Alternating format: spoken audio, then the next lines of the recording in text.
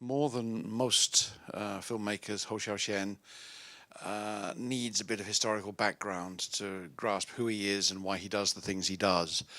And I think that the American gentleman who put this season together for in the first instance for Vienna is coming over in a few weeks' time, a couple of weeks' time, to talk about the so-called historical trilogy that sits in the middle of Hou Hsiao-Hsien's filmography, and no doubt he will address these questions in more detail when he comes.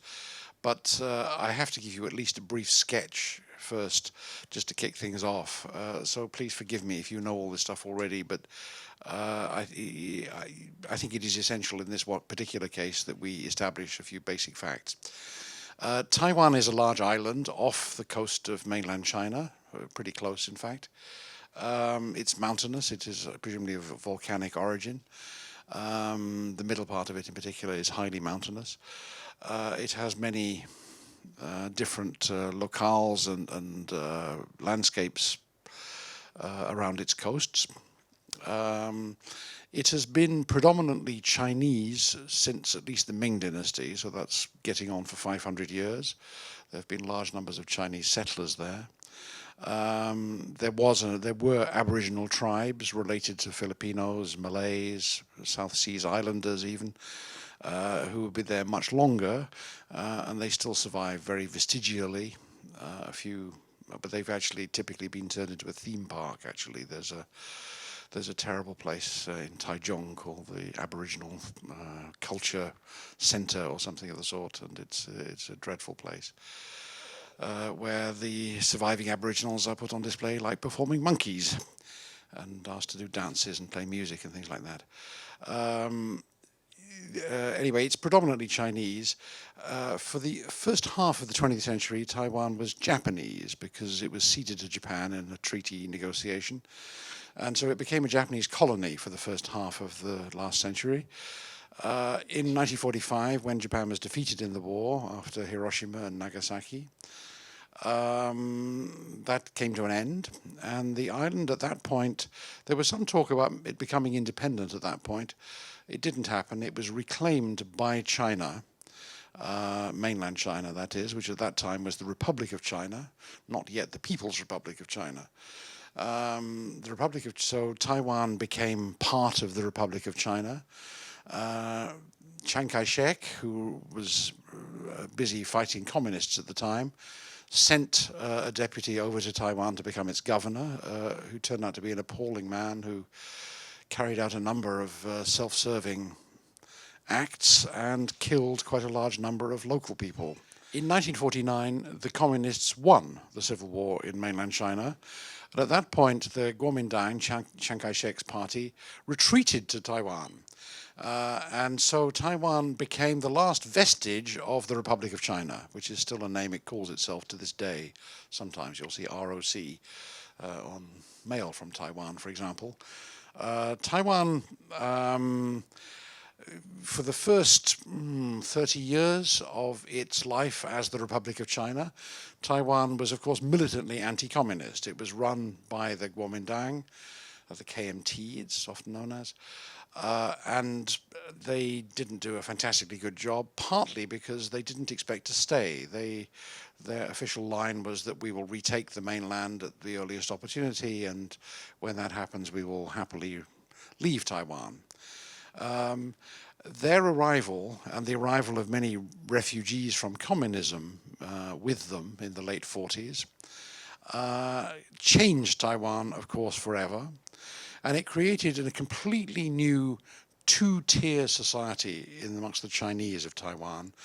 On the one hand, there were the native Taiwanese who had lived there for generations, in some cases, for hundreds of years in generations. And who had a strong sense of owning the place, it being their home, not feeling anything like the same kind of loyalties to the mainland, and who in many cases had quite affectionate feelings for the Japanese, who'd been their colonial masters until very recently. The Japanese had done extraordinary work, actually, in developing an education and healthcare system in Taiwan, And they'd also done enormous amount of work on infrastructure. So they'd built roads, they'd built railways, they'd done all kinds of things like this that hadn't existed before. And the people of Taiwan, on the whole, were quite grateful to them and thought they did a pretty good job. These thoughts and sentiments are explored in Hou Hsiao-Hsien's films. So the reason I'm going into these little bits and pieces of detail is because you'll find them, if you follow the films in the season, you'll find many of these things reflected in the films that you're about to see. The Kuomintang, rather like the communists in mainland China, tended to tell lies. It was very, very self-serving. It told its political line was just strongly anti-communist, just as China's political line at the same time was strongly anti-capitalist. They were, in fact, in many ways mirror images of each other, and when they finally started meeting with each other, which they did in the 1990s, they discovered very quickly that they had an enormous amount in common, that they, there were surprisingly few differences between them, despite the large, overt political difference. Now, what else do you need to know? Hou Hsiao-Hsien came from a family he was born in mainland China in 1947, but his family emigrated to Taiwan for the sake of the father's health. His father was a teacher. He had tuberculosis, and it was proving resistant to treatment, which is, I'm afraid, a rather common story for that period, the late 40s. And the father went first, and soon after sent for his family, invited the family to follow. So the family decamped to Taiwan, and they settled in the south, in a small town outside the port of Kaohsiung, called what's it called? I can't remember. Anyway, it's a small town outside Kaohsiung. I should remember because I've been there. Hou Hsiao-Hsien, when he, in the mid-1980s, made a film called A Time to Live, A Time to Die, he told his own family story. It's basically the story of his own youth. It's an overtly autobiographical film, which he narrates himself on the soundtrack and speaks. He says, "This is what I remember. These are particularly the memories of my father." And he shot that film. I visited the shoot of that film, in fact, in the mid-1980s, and he had actually commandeered the actual family house to shoot it in.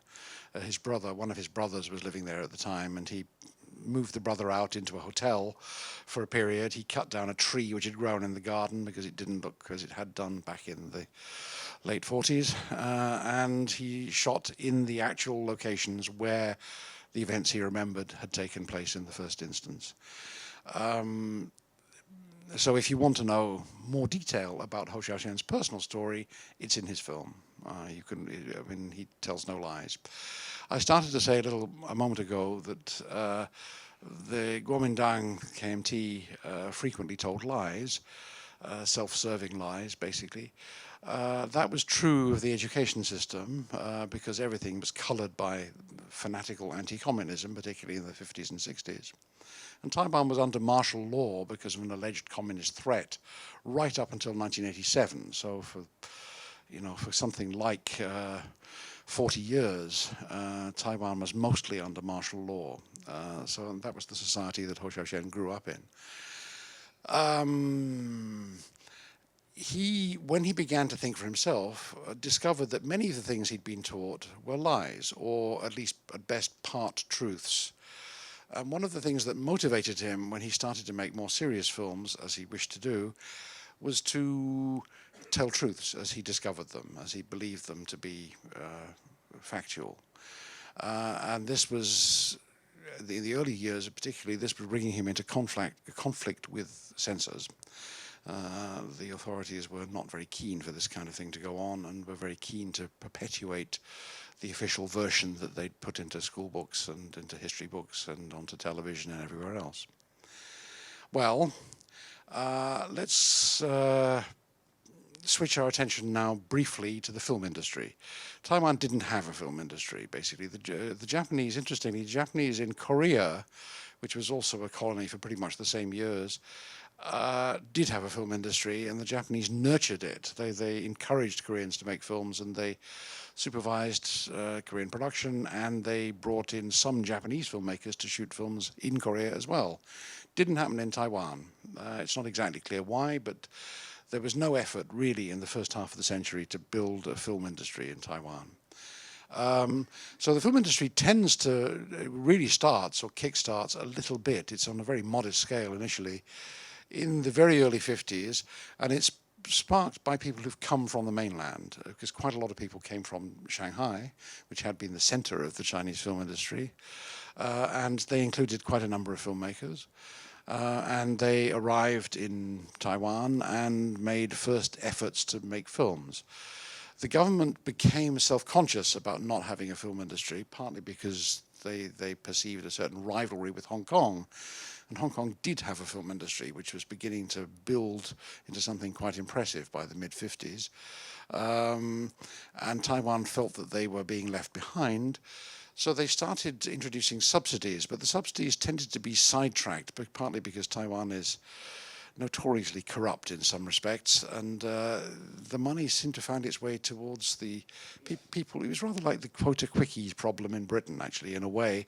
The money found its way into the hands of producers who were happy to make local dialect films very, very, very cheaply, usually rather tabloid-type films, I mean, very sensational about sex, violence, crime, that kind of thing, but made very crudely and very quickly, with no production values and not much appeal to a more sophisticated or educated audience. So this was not a very glorious history, but quite a lot of dialect films like that were made, but very little in the official national language, which is Mandarin, had been imported from the mainland, where it had also become the national language, trumping an enormous number of regional dialects, partly in no small part, actually, because of the movies. When movies became talkies, they had to be in a language, and it was decided by the Kuomintang that that language should be Mandarin. So basically, Chinese films from the birth of talkies onwards were in Mandarin, in very large part. Well, in Taiwan, that was true when a more official kind of film industry started to come into existence. The government's imperative, as I've been stressing already, was to make anti-communist propaganda. So the earliest films financed by the government were basically anti-communist propaganda films, and there were lots of films about the Civil War, showing the heroic achievements of Kuomintang troops and the dastardly behavior of communist troops and that kind of thing. Just as in China, they were making the exact opposite films, the mirror image films about the heroism of the communists and the villainy of the KMT people. But they should be double billed. Actually, you could easily do a perfect double bill about the same alleged battle, from both points of view. I mean, it would be quite amusing to do that. I guess you could do it now, at long last. Anyhow, the government film company, which is called the Zhongying, it was the Central Motion Picture Corporation, was the English title, became the biggest film company in Taiwan, and by the 1980s, it was it was pretty much the only game in town, actually. There were hardly any independent producers left by that point. The local dialect quickies had pretty much died out in the 70s. There were just a few initiatives outside the government film company, and they came from unexpected sectors like the music business. That, curiously, is how Hou Hsiao-Hsien got his start. His first 3 films, one of which is playing in here later this evening, all-star musicians from, particularly a boy from Hong Kong called Kenny B, who was part of a sort of boy band called The Winners, spelt with a Y, who were briefly popular in Hong Kong in the 70s. And I still remembered with some affection, but Kenny B is the one who went on to the solo career as an actor. And he stars in the first 3 Hou Hsiao-Hsien films, which were produced by the music company that licensed his work in Taiwan. That was rare. There were not too many companies like that investing in filmmaking, and the music business obviously had a vested interest because they were trying to promote their acts.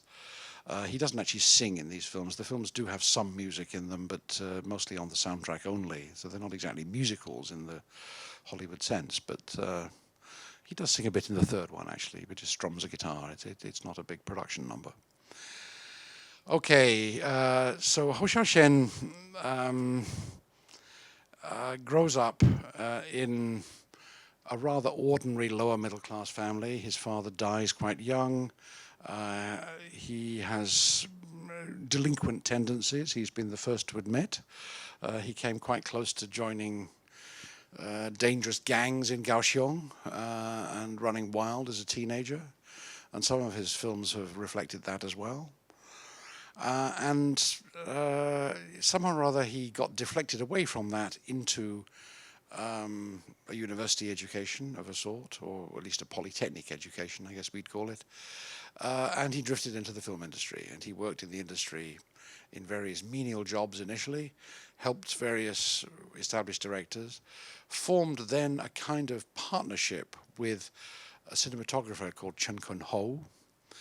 And Chen Kun-ho and he collaborated on about 6 films, I think 6 or 7 films perhaps, of which the most famous one was called Growing Up, based on a short story by a well-known writer. That writer was a woman called Zhu Tianwen, and Zhu Tianwen became and remains to this day Hou Hsiao-Hsien's most regular writing collaborator. He has a second writer he works with very often called Wu Nianzhen, a man who is a native Taiwanese. Zhu Tianwen is a literary figure, and she comes from a mainland family. So in terms of that distinction between social groups that I talked about before, you know, he has a foot in either camp, as it were. Hou Hsiao-Hsien, of course, is a mainlander. His family immigrated from the mainland, but before the Civil War victory of the communists. Zhu Tianwen's family, I'm not sure when they arrived, but I think they may have been part of the wave of refugees from communism. Wu Nianzhen, on the other hand, became a very well-established writer, particularly in the film industry, not so much as a novelist. And Wu Nianzhen was from a long-established Taiwan Chinese family. So Hou Hsiao-Hsien had friends of both types, as it were. He straddled that divide or that gap.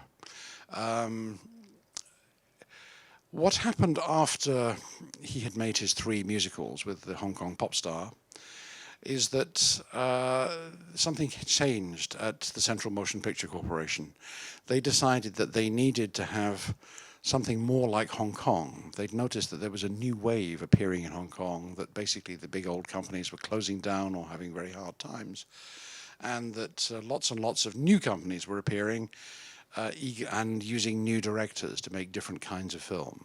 So An Hui, Alan Fong, Shui Hak, Alex Cheung, Yim Ho, many other people made first features all in a rush around 1979, 80, 81. And this was noticed in Taiwan, which was by then a very large market for Hong Kong films. So there was a feeling, since CMPC, Central Motion Picture Corp, was, as I said before, pretty much the only game in town, the only large game in town anyway, the only major producer with a lot of money behind it and lots of theatres to show its films in, they decided that they needed to have some kind of renewal, rather like what was going on in Hong Kong. And they decided to do this by producing there were internal suggestions, there were staff suggestions, some of them coming from Wu Nianzhen, who was writing scripts for them very often, that they should make some portmanteau films to try out new directors. So they made 2 such films. They made a film called In Our Time, which is in 4 episodes, one of them directed by Edward Yang, and the second was called The Sandwich Man, in 3 episodes, one of them directed by Hou Hsiao-Hsien. Now, first clip time. This is from a documentary about the birth of Taiwan's new cinema in the 1980s. It's a film called Our Time, Our Story, I think. Is that right? Yes, Our Time, Our Story. It was made in 2002, put together for some kind of retrospective of the films, I guess. And in this short clip, it's only a couple of minutes, but there are 3 people. It begins with Ke Yi-jung, one of the less well-known directors of the Taiwan New Wave, although you may know him as an actor. He plays, for example, the architect in Edward Yang's Taipei Story. And he acted in a number of other films too. But he's a rather good director. Pity his films aren't available on DVD and are not well known. He was one of the people who made a film designed with the reels designed to be projected in any order, so that every screening the audience is polled to call out numbers, and that decides what order you're going to see the film in. It's a very smart film called Blue Moon. Anyhow, he speaks first.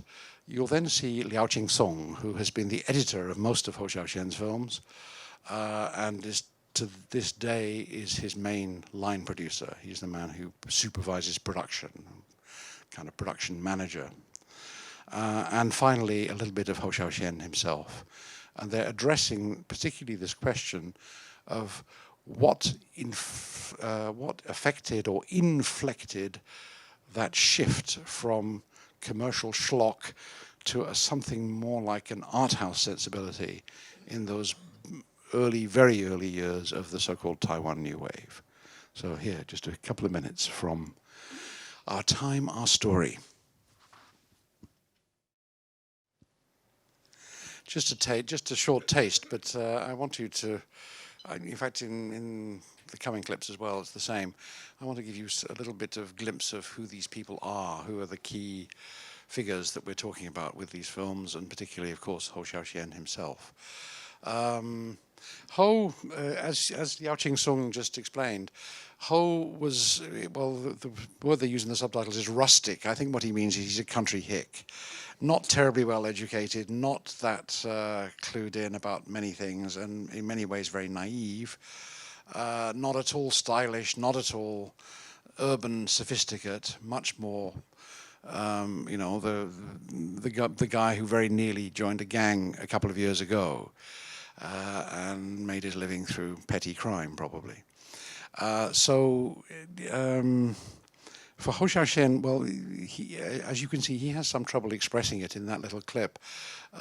He was exposed to other people of about his own age who had these new ideas and who wanted to make a different kind of film, and he found himself drawn into it in some way without quite understanding what they were on about, not always liking the films that they dragged him off to see, but nonetheless giving him a different perspective on cinema.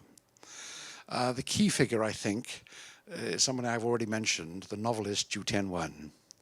Zhu Tianwen, she's a fantastic person. I strongly recommend her, and I'm very, very sad that her work is not really translated into English, so it's not very easy to discover her if you're not a Chinese reader.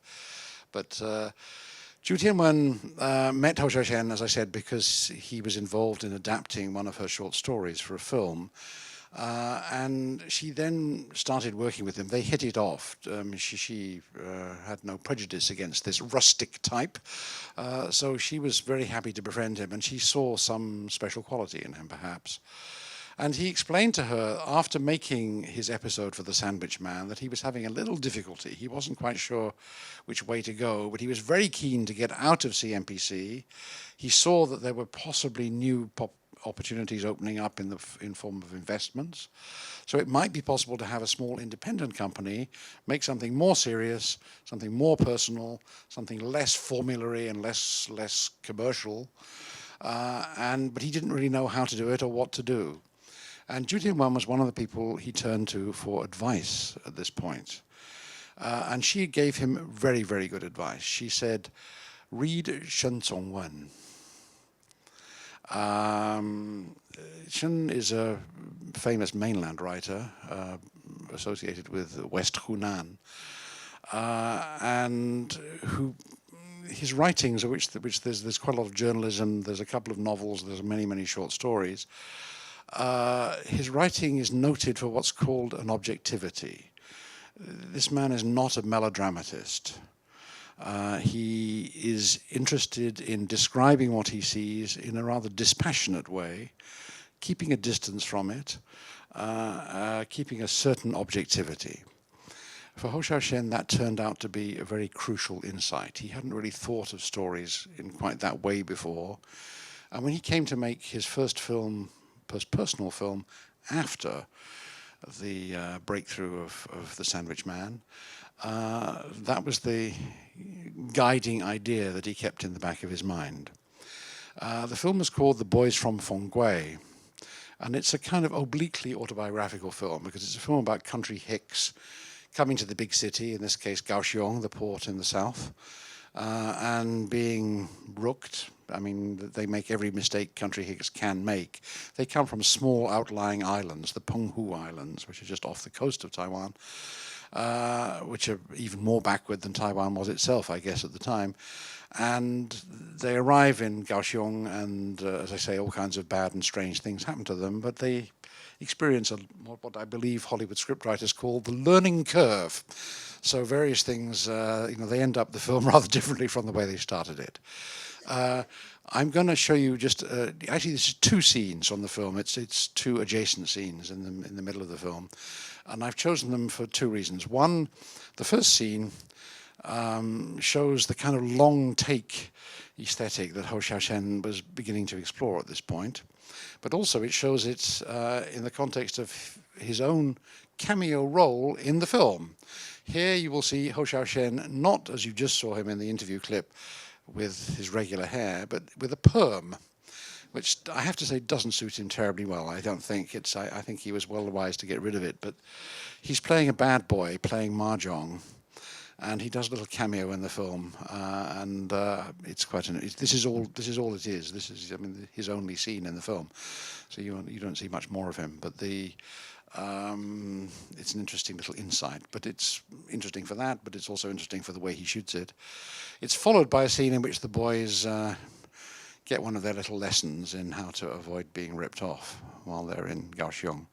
So let's just look at that little bit, two short adjacent scenes from The Boys from Fenghui. This is 1983 now. Don't want to make too much of any of the stylistic questions here. This is a film that's still very much feeling its way stylistically, and I don't think anybody could define a Hou Hsiao-Hsien style from looking at Boys from Fenghui. But what's clear here is that there's a certain wit, a certain spontaneity, a certain freshness, and at the same time a certain objectivity, the objectivity I was talking about that was learnt from Shen Congwen, the writer. The ability to stand back, to instead of taking part in a sort of melodramatic way in the ups and downs of the action and the emotional flows, which is very much the standard pattern for Taiwan commercial films up to that point. There's a desire to look at the thing more objectively, to see what's going on, to observe the characters and their interactions in a certain way. As I say, I don't want to make too much of it at this early stage, but I think you can detect the seeds of it, especially if you follow Hou's films through their sequence and the order that they were made. You can see that this sensibility is developing very, very rapidly. It takes a big step forward 2 films after this, in a film called A Time to Live, A Time to Die, which I've mentioned earlier as his autobiographical film. He made Boys from Fenghui and the follow-up film Summer at Grandpa's as independent films. He met a gangster producer, a man called Zhang Hua-kun. Zhang Hua-kun is a very, very interesting guy. And they formed a sort of, a mini gang of their own, actually, I think it's fair to say. Zhang Hua-kun, you can't imagine anybody less art film oriented than Zhang Hua-kun, who was basically a dope dealer and a card shark and a chronic drinker and a chronic gambler, and no doubt he got up to all kinds of weird sexual things as well. But he was a very good night out, I can tell you. I had a number of nights out with Zhang Hua-kun, and he was a lot of fun. But he went bankrupt twice for Hou Hsiao-Hsien. He was willing to raise money and start independent companies to produce what was, in Taiwan at the time, very innovative and very not commercial filmmaking. And twice Zhang Hua-kun, this supposedly heartless, high-living gangster type, was willing to go bankrupt to make these films possible. After Summer at Grandpa's, which was based on Zhu Tianwen's story and in fact on her autobiographical memory of going to her grandfather's when she was a little girl, when that film also flopped commercially, they had no choice but to go back to CMPC. So back into the arms of CMPC, which is the place, the very place he was trying to avoid. But Hou Hsiao-Hsien there took advantage of the fact that he could get a decent budget, and he made a full-scale reconstruction of his own childhood, or his adolescence more exactly. In this film, A Time to Live, A Time to Die. Instead of showing you just a clip from the film, I couldn't find one clip that did what I wanted to do. So I've gone back to that documentary that we started with, this film called Our Time, Our Story. It has a section about A Time to Live, A Time to Die, because it's such an important film for the New Wave. In some ways, it's the touchstone, it's the defining moment of the New Wave.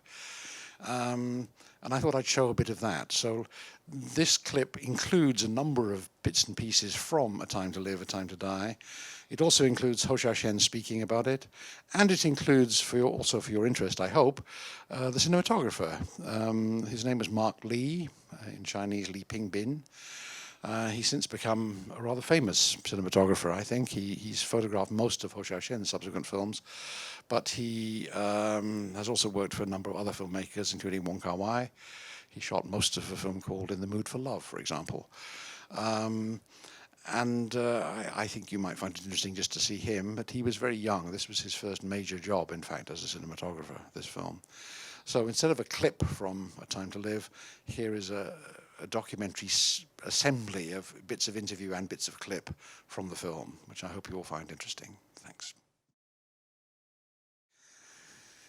Well, as you can see, a much more thoughtful filmmaker, exploring different aesthetic ideas, and exploring also his own life story.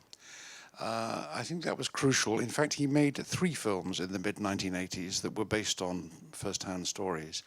I mentioned already Summer at Grandpa's was based on his writer, Ju Tianwen's childhood memory. She was sent one summer to her grandpa's with her brother, just to be got out of the way, I think, because their mother was sick.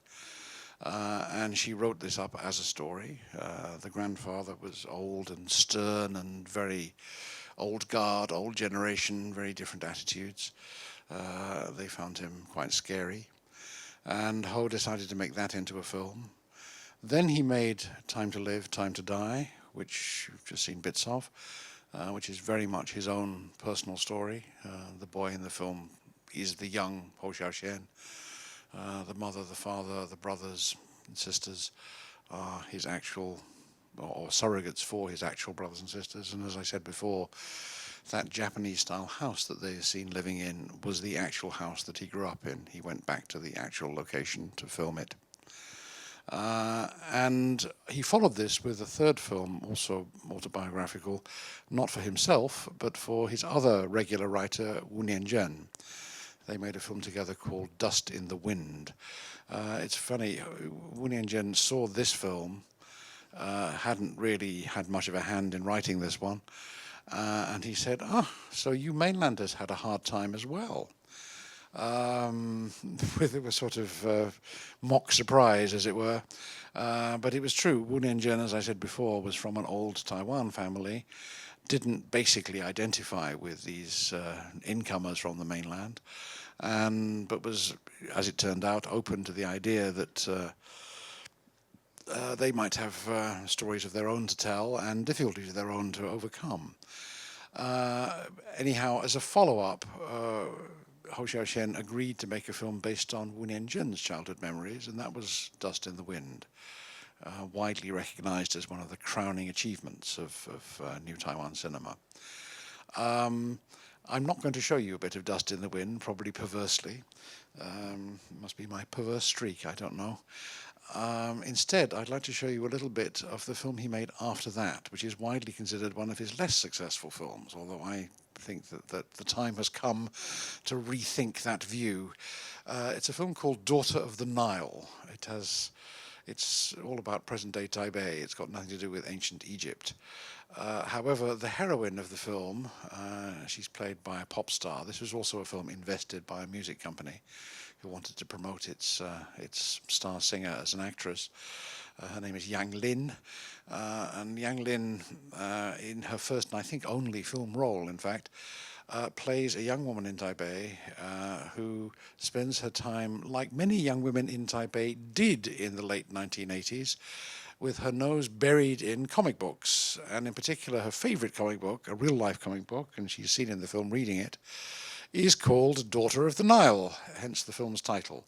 And she takes the central triangle in the story in Daughter of the Nile, the comic book, and projects it into her real-life situation. So she's torn between two men, a boyfriend who is killed and a brother who is getting more and more reckless as he ventures into the gangster subculture. Now, the one other thing I want to say before you see this is also two scenes, actually, from the film, two contiguous scenes. The first one features Hou Hsiao-Hsien, since we've been speaking about him and talking about him as a native Taiwanese. He, as it were, stars, it's a cameo only, in the first scene you're going to see, which is a night school. Night school is what I guess you'd call cram school in the West. It's remedial classes of people who've failed their exams or failed their grades or whatever it is, need to resit anyway. And they go at night to night classes, which tend to be quite rowdy. It's a major motif also in a film by Edward Yang called Brighter Summer Day, where the main characters go to night school rather than day school. The same school building is used again in the evening for these remedial kids. Hou Hsiao-Hsien plays the teacher, not a very happy teacher, as you'll see, and he talks about politics, just as Hou Hsiao-Hsien did in that clip about the pressures that he came under after making this film. The second part of the scene is domestic, and you see the main characters of the film. The boyfriend's father is visiting from out of town and is very disapproving of his son's gangster lifestyle. The girl is keeping out of it and trying to be a model, reticent, in the background kind of a wife or surrogate wife. The other character who appears in this scene, though, is a character you probably will recognize, but it's the only time I can show him to you today, and he'll be out of focus, I'm afraid, because that's the way it was shot. That's a man called Li Tianlu. Li Tianlu, now dead, sadly, was probably Taiwan's greatest traditional puppeteer. It's his memories that form the core of the film The Puppet Master, which I strongly urge you to see because it's a very rare chance to see the film on a big screen and in the right ratio. He had appeared in Dust in the Wind playing a grandfather. He was already very old by this time, and he appears again in Daughter of the Nile as a grandfather. He, as you see, intervenes in the fight between father and son from the back door of outside the kitchen with a few pithy words of wisdom. These are spoken in strong Taiwanese, as was the dialogue in Boys from Feng Kuei a few moments ago. So Hou Hsiao-Hsien is getting down and dirty with Taiwan's local realities and turning his back more and more on the official culture that is represented by speaking Mandarin. This is a little bit from two short scenes from Daughter of the Nile.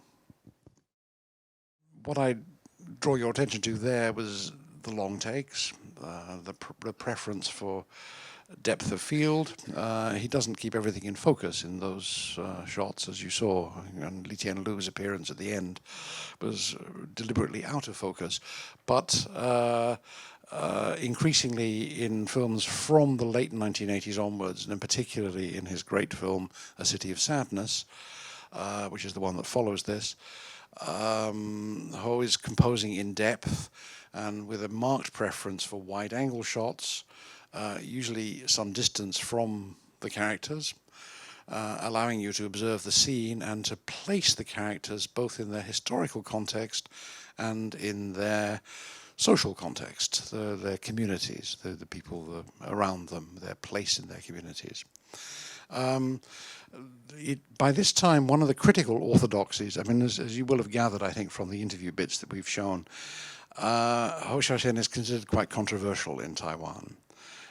It's not because he's pretentious. I mean, nobody has ever accused him of being pretentious, although he was later accused of making obscure films that pandered to foreign audiences, as if foreign audiences were lapping this stuff up and people in Taiwan were feeling rejected and betrayed. which is, of course, far from the truth, as I'm sure you're well aware. It was widely seen by the late 1980s that in dealing with a present-day subject like Daughter of the Nile, he was less sure-footed than he was in dealing with historical subjects. And that became a truism that affected the rest of his career. And it affected the next clip that I want to show as well. It's also from a film that's not much seen and not much discussed, but which I think it was actually the first Hou Hsiao-Hsien film I subtitled, so I have a special affection for it. But it was a fantastically difficult subtitling job because it's a film with 3 levels of reality. Present day flashbacks and also a film within a film, which the central character is supposedly going to act in, and maybe what we're seeing is what she imagines when she reads the script for the role that she's supposed to play. She is playing, of course, both roles in the film, both the film within the film and herself in the present day and in flashbacks. And different kinds of language. The flashbacks, the film within the film is about the anti-Japanese war of the 1940s, and then it moves into the anti-communist white terror in Taiwan of the 1950s, when people who had gone from Taiwan to join the resistance in fighting the Japanese in the 1940s on the mainland found themselves under suspicion as proto or pro-communists when they got back to Taiwan in the 1950s and were persecuted all over again. So here, 2 short clips, again contiguous, to give you some flavor of the differences that run all the way through this film. First, a bit of the film within the film, which is in black and white, then a bit of the present day. No, sorry, it's not the present day, it's the flashbacks. See, easy to get confused. As the central character, the woman, remembers her rather iffy relationship with her boyfriend. Good men, good women. This is from 1995. Well, 2 impulses you can see there. One is the long take. We're getting seriously into long takes now. Hou, as he's moving into the 90s, he's pushing 50 by the time he makes this film. He's in his late 40s and finds himself at something of a loss, confronted by young people. The behavior and attitudes of young people are beginning to seem a bit alien to him and hard to understand. And that was already true, I think, to some extent in the earlier film Daughter of the Nile, which he undertook. The reason he said yes to the project is because he felt that he wanted to understand young people and wanted to see why they were different from his generation. His default impulse is always to make connections with gangsters, because that's a field, an area that he feels he knows well and can understand. And the actor you just saw playing the boyfriend, Ah Wei, there, the man who may or may not have got her pregnant, he also played the delinquent son in Daughter of the Nile at the end of the clip before. His name is Jack Gao, and he's become a regular in Hou Hsiao-Hsien's films since that time. Daughter of the Nile was his first ever film for Hou Hsiao-Hsien, I think his first acting, in fact, period. And but he's become, I don't know, a much in-demand figure in Taiwan cinema and Chinese cinema generally, and he's in most Hou Hsiao-Hsien films since then, often playing a gangster. He's not in real life a gangster, but he has that look, and he takes tattoos very well, so he finds himself typecast as a gangster, and he's relaxed about that, I think, in person. So that's how he appears most of the time on screen. Hou uses him as a touchstone, particularly for the young women that he tends to feature in his films. So he appears also in a rather similar role, in fact, in Millennium Mambo, which is Hou's first film with Shu Qi, the actress who started in Taiwan and became famous in Hong Kong films, and then came back to Taiwan to work with Hou. He plays a gangster there who is also the kind of confidant figure, but with too many problems of his own to really help her in the way that she needs. So Hou is struggling, trying to find ways to understand young women young people generally, but particularly young women. And he's also still looking back at the past. Good Men, Good Women is, in theory, the third part of this loose trilogy of historical pictures. And it brings the story up to date. If the Puppet Master looks at the Japanese occupation period of the pre-war years, City of Sadness looks at the period immediately after the takeover of Taiwan by the KMT. Then Good Men, Good Women looks at the war years, and then the 1950s, the White Terror of the 1950s. So together, these three films add up to an account of Taiwan from the 1920s to the end of the 1950s. But as we saw here, in the context of an attempt to deal with modern, present-day life of people on the margins of society, I mean, bar girls, bar hostesses, gangsters, people like that, who are hardly fine, moral, upstanding citizens of the modern Taiwan, but who are exactly the kind of people that Hou Hsiao-Hsien feels still close to. I have one more clip, and it's from a film called Café Lumière, which is rather different from the films we've been looking at so far. I've tried to stress how closely Hou Hsiao-Hsien is embedded in Taiwan history and Taiwan culture. We can only scratch the surface of it, but I hope I've said enough, or shown enough anyway, to indicate the way that it's rather hard to extricate him from his Taiwan context. However, in recent years, he's extricated himself to some degree, in that he's taken offers, as he's gotten older, he's taken offers from foreign producers to make films in other countries. So he's made one film in Japan, which is Café Lumière, and another film in France, which is The Flight of the Red Balloon. Both of these were commissions, or in both cases the producer came to him and said, would you like to make a film? And he thought about it, and although he doesn't speak either Japanese or French, he decided that it was worth the challenge and that he would try to do it.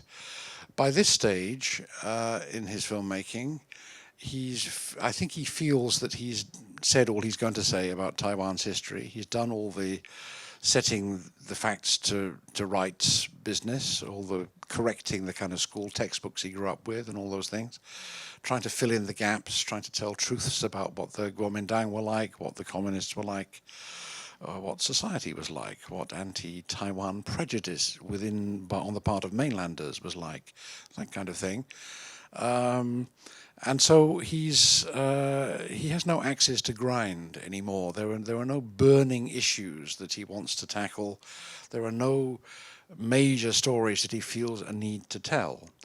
So he's open to the idea of commissions, but he will try to come up with something that is in some way Taiwan related, or at least Chinese culture related.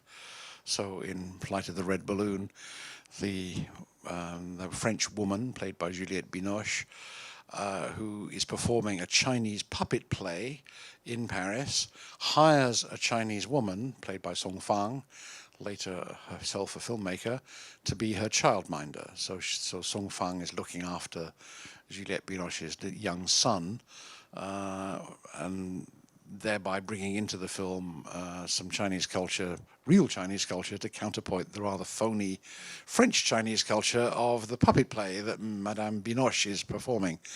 In the case of Café Lumière, the central character is a young woman, as often in late Hou Hsiao-Hsien films, and she is of mixed Taiwanese-Japanese parentage, and she's living in Tokyo, but she has an interest now in a composer of the 1930s called Jiang Wenye, who was himself came to Japan, as we've been stressing. Taiwan was, of course, a Japanese colony in the 1930s, and it was easy to travel freely between the two places.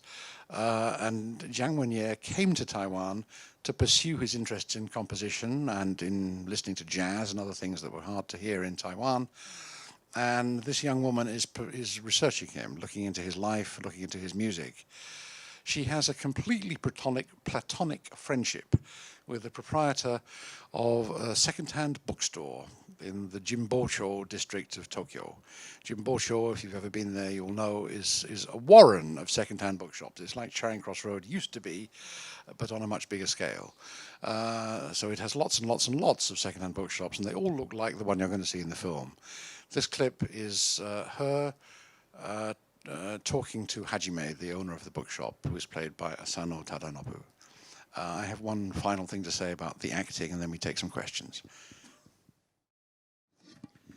I'm sure you will have noticed that that was a nearly 5-minute take. It's not a fixed angle take. If you notice, when he gets up to try and find the old CD player because she wants to hear the music, the camera actually rises a little bit to follow him. So it's not a fixed angle. It's not. It's responding to the action in a very minimal way, but it is a continuous take. By this stage, when Hou, as I tried to say, doesn't seem to have any pressing things he feels he needs to say or explore. He feels he's exhausted the primary material that he felt he wanted to deal with in his filmmaking career once he took control of it himself.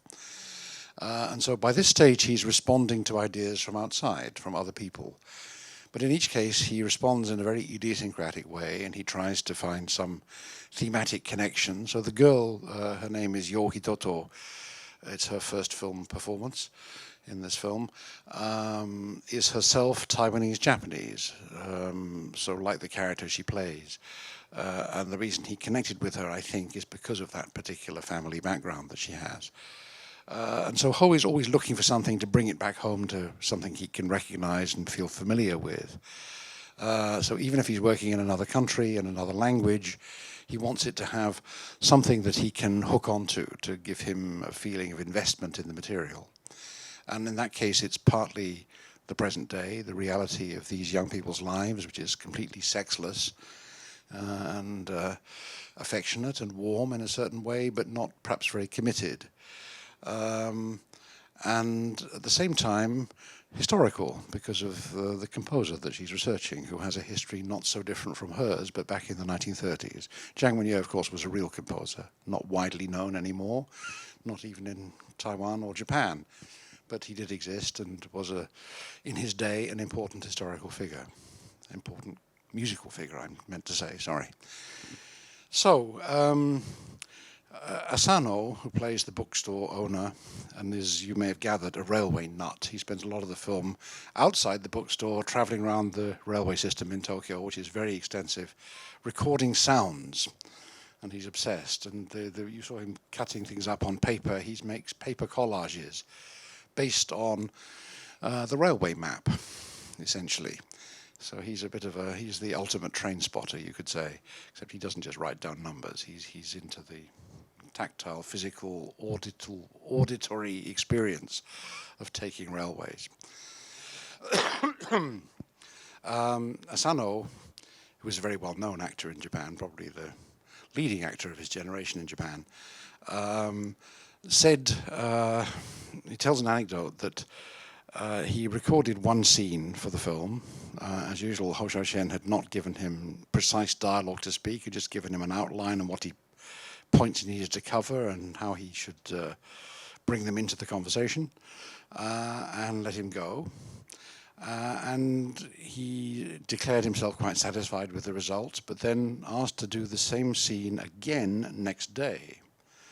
And so Asano assumed that there was something wrong, that he'd messed up, or that there'd been a technical fault, or anyway, there was some reason to do a retake. So, but he didn't question it. Hou was not giving him very precise instructions about anything. He was basically letting him get on with it.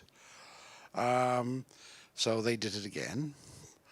And then a couple of days later, again.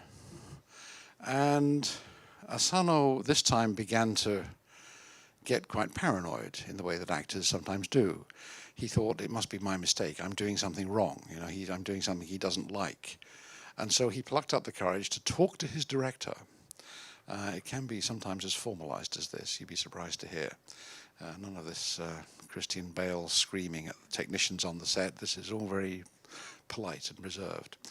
So he said, Director Hou, is there something wrong? What am I doing wrong? Why are we doing this again? And Hou said, oh, you look livelier today. I think we should take advantage of that. And as Hannah said, immediately I got it. I realized it was all to do with the quality of performance that I was giving. It was not that I was getting something wrong. It was just me. It was just he saw something in me today that had somehow been missing yesterday or the day before. And so he wants to capture it. I don't know if it was the scene you've just seen, just watched. It might be. Certainly a scene like that. It's one of those bookstore scenes. But Hou has become very interested in capturing what he thinks is the essence of the actor. And if you ask him now, and I will ask him in a couple of weeks' time when he comes to the NFT, what he thinks is the main job of a director these days, his answer is going to be something like, it's to serve the needs of the actor. The actor is paramount. My job is to present the actor and the character in the best possible light. Okay, that's an interesting trajectory from making pop musicals or films with pop stars, anyway, vehicles for pop stars in the late 1970s, through to this year winning the Best Director prize in Cannes. It's been a long, strange trip, as they used to say in California.